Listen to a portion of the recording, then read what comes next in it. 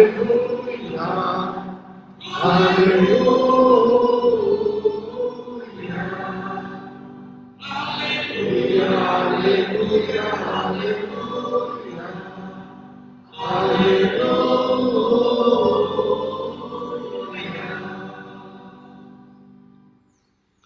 Senhor esteja convosco. Proclamação do Evangelho de Jesus Cristo segundo São Marcos. Glória a vós, Senhor. Naquele tempo, Jesus saiu de Jericó, junto com seus discípulos e uma grande multidão. O filho de Timeu, Bartimeu, cego e mendigo, estava sentado à beira do caminho. Quando ouviu dizer que Jesus o Nazareno estava passando, começou a gritar: Jesus, filho de Davi, tem piedade de mim. Muitos o repreendiam para que se calasse, mas ele gritava mais ainda: Filho de Davi, tem piedade de mim. Então Jesus parou e disse: Chamai-o. Eles chamaram e disseram: Coragem, levanta-te, Jesus te chama. O cego jogou o manto, deu um pulo e foi até Jesus. Então Jesus lhe perguntou: Que queres que eu te faça? O cego respondeu: Mestre, que eu veja.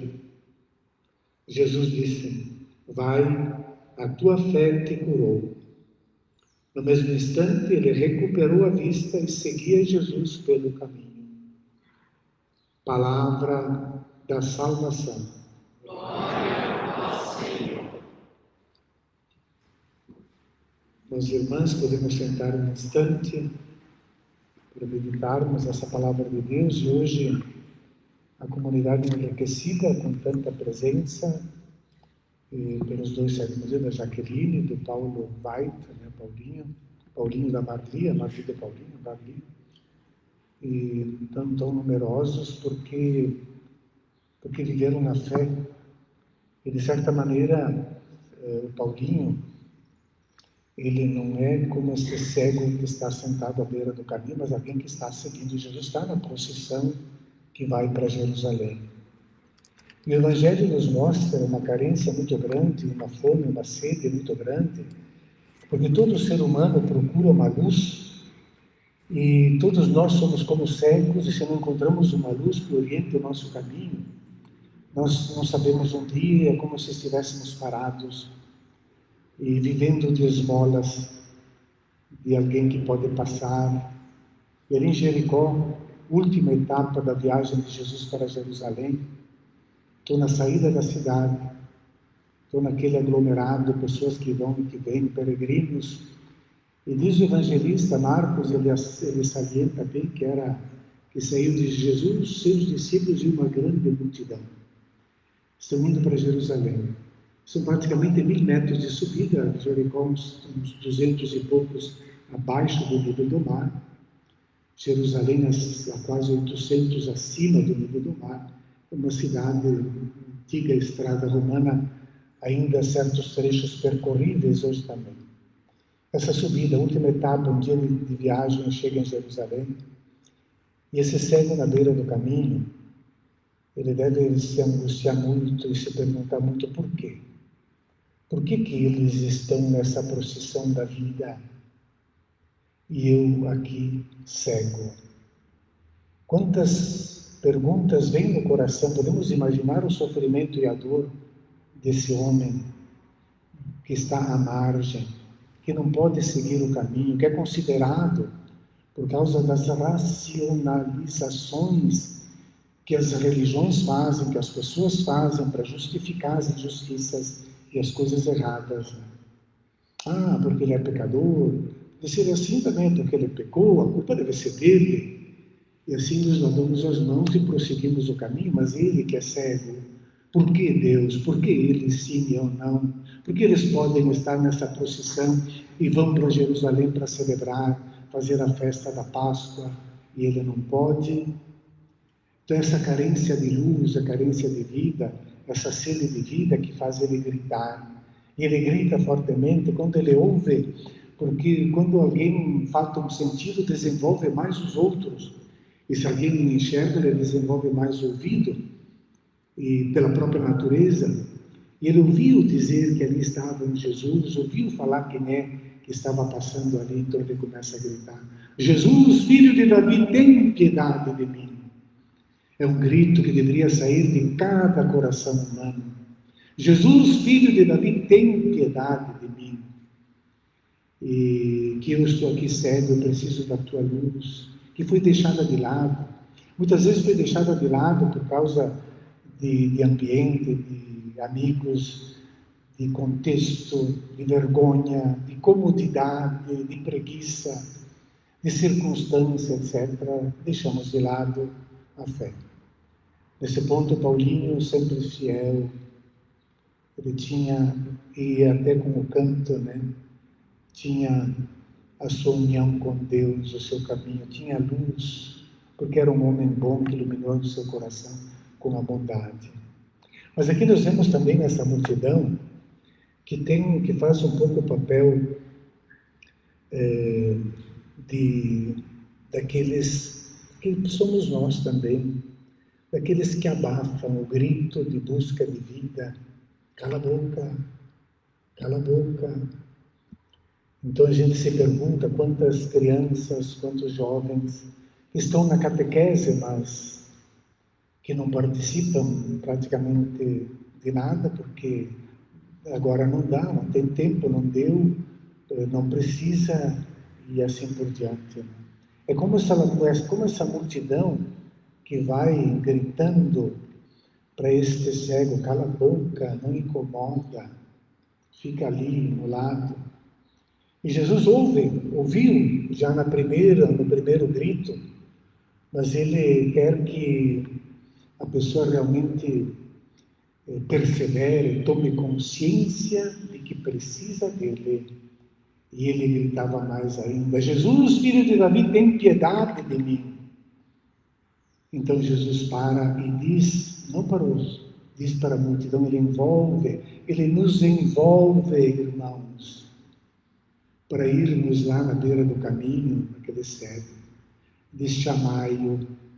E a multidão, como um caniço que vai para um lado e vai para outro, soprado pelo vento, então logo muda de opinião e vai lá e diz as frases mais lindas que a gente vai encontrar nos evangelhos. Ele diz a frase mais bela.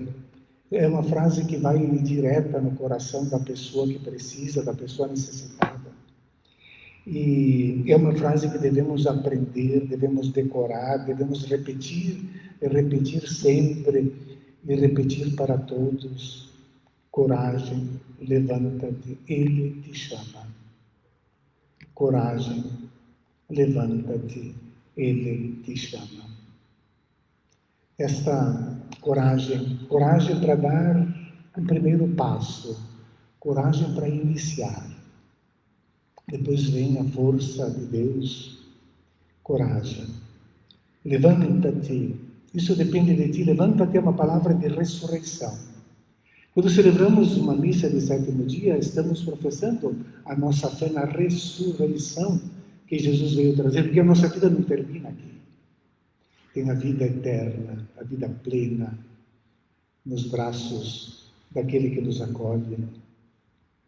Mas esse levanta-te agora é a palavra que Jesus vai usar quando ele pega pela mão aquela menina e Talita cum, pegou pela mão, ajudou a levantar, Talita cum, né? E diz, e pegando pela mão, Egeire, levantou-a. Essa palavra da ressurreição que Jesus usa, que a multidão usou, levanta-te, Egeire, e que te ajuda. Então, tu podes levantar-se, tu podes retomar a tua vida, levanta-te, tu podes sair dessa zona de conforto, sair do teu egoísmo, tu podes sair deste marasmo, levanta-te, tu podes. E a palavra da ressurreição. E concluindo essa frase tão linda, que a multidão disse para aquele cego: Ele te chama. Kierkegaard, este filósofo dinamarquês, ele diz uma das frases bem marcantes. Ele diz: ai de nós, talvez pensando nessa passagem do cego de Jericó. Ai de nós, se Cristo não passasse. Ai de nós, se Ele não nos chamasse. A frase: Ele te chama. Está aqui, Deus está aqui por ti. E tu não estás só. Não estás sozinho. Cristo te chama sempre para seguir, para entrar nesta procissão da vida, que passa pela Páscoa, pela comunidade, pelo amor. E ele então ficou curado, sem gesto, sem toque, sem barro, sem nada. Ficou curado na voz de Jesus, que o acaricia, e naquela voz que vem ao encontro, naquela voz que nós podemos dizer a quem está caído, que precisamos, que nos toca, aquela voz que vem preencher um pouco o nosso coração vazio e escuro, como são as trevas e como é a cegueira. Aquela voz que nos acaricia e que se torna caminho para nós prosseguirmos a nossa vida. Que nós possamos viver, então, a nossa fé, a exemplo dos nossos irmãos que já estão junto da luz plena, da luz de Deus, e que nós também possamos sempre dizer: Cristo, que eu retorne a ver. É esse o pedido que o cego fez a Rabuni, Hina Nablepso, que eu torne a ver, que eu torne a ter fé, que eu torne a me entusiasmar pelas coisas lindas da vida, que são o amor, são o serviço, a doação, é a comunidade que se reúne, que partilha e que vive. Agradecemos a Deus o dom da vida do Paulinho, que tanto atuou nessa comunidade, no SC, na Conselho Econômico, etc., e de tantos irmãos que nos fazem tanto bem na vida, que são como essa multidão que se aproxima e diz: coragem, levanta-te, Ele te chama. Creio em Deus Pai Todo-Poderoso,